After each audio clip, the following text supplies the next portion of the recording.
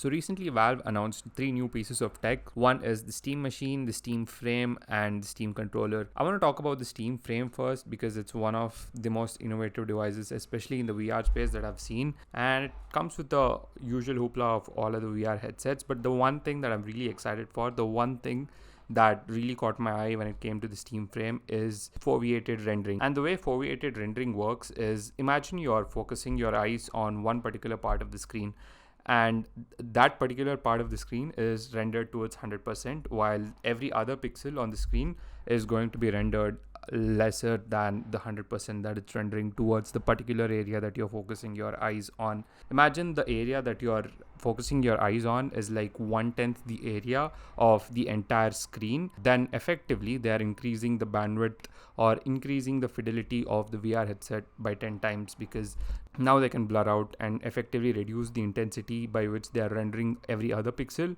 So eventually they're making sure that the fidelity is more and thus less latency and less lag. So that was one of the major things about the Steam Frame, and they made it like really light, where you have your battery pack apart, separated from the actual VR headset, and you can use it as a streaming device for an already existing device, whichever has a USB, or it can use it as a standalone VR headset. It uses the Snapdragon 8 Gen 3 chip, which a lot of phones recently had, and it's quite effective with what they've done. Obviously they're using Proton for translation from Windows to Linux for gaming, and they're using something called FEX to translate from x86 system to ARM. That's about the VR headset part. And talking about the Steam controller, it's basically like the Steam Deck's control unit just mushed together. I'll be really honest, I think it looks really ugly, but if it's a really effective controller, because previously when Steam came out with the controller, they had something like a tracking mouse pad, like a mini tracking mouse pad on their device. But now they've basically taken the lessons that they've learned from the Steam Deck and basically mushed it down into a controller. But one major thing that I really like about the Steam controller is they have TMR joysticks, which is like a superior alternative to Hall effect joysticks. They're more durable and longer lasting, which I highly appreciate, because every other major console maker uses potentiometer joysticks, and although they are more precise, they do wear out really quickly. And for someone who just plays single player games which don't need a lot of precision, this is an amazing alternative. And I think it's going to retail around the same price, maybe slightly higher, because they're using better tech as compared to every other console maker's native controllers. And one other major thing for the Steam controller is the gyroscope mechanic of a controller. So usually in controllers, whenever you have a gyroscope, and imagine this is a controller, and imagine you're using a gyroscope. So if you're turning your car, you just have one axis of rotation, and once you stop this rotation, like going here is much more uncomfortable. So what the Steam controller does is, imagine this is the Steam controller, and you turn 1 degree axis of your controller, of the gyroscope of the controller, and if you want to reset it, you just let go of like the down fingers of your controller, and it resets. So basically this was like a huge request from everybody for gyroscopes, especially if you're running sim games like the Microsoft Simulator for like planes and stuff.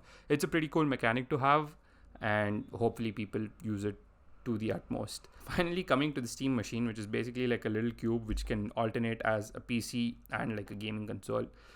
First of all, on the exterior, it's basically like a blank box, and the plates can be switched for various other plates, which are like a customizable part of the Steam Machine. And there's like one LED strip, kind of reminds me of the Asus Zephyrus, which has like one LED strip across the edge of the screen. So it's the same thing with the Steam Machine. It's like one LED strip, so you can have different functions, like, you know, if your game is installing, how much of the progress of installation is happening, stuff like that.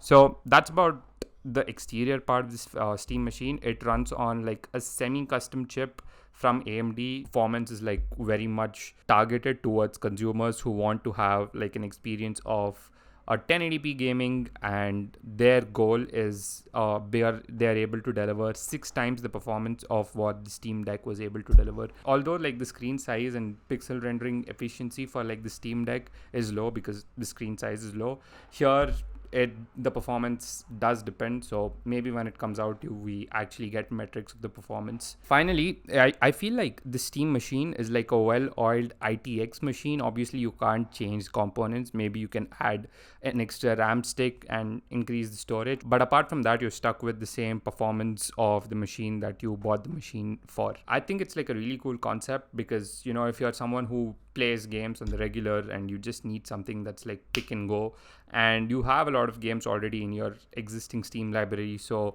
it gets really hard for you to like consider other consoles.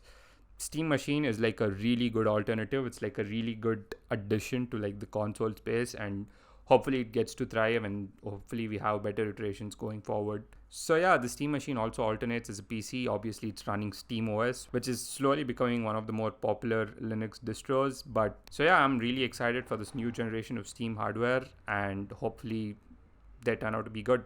That's about it. Bye.